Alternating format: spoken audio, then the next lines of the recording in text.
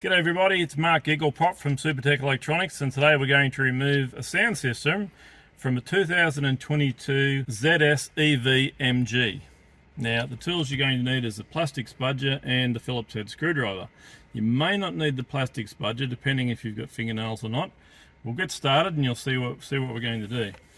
This guy here is held in with two clips. If you can get your fingers behind it, it will pop out. These two clips are held in very tightly.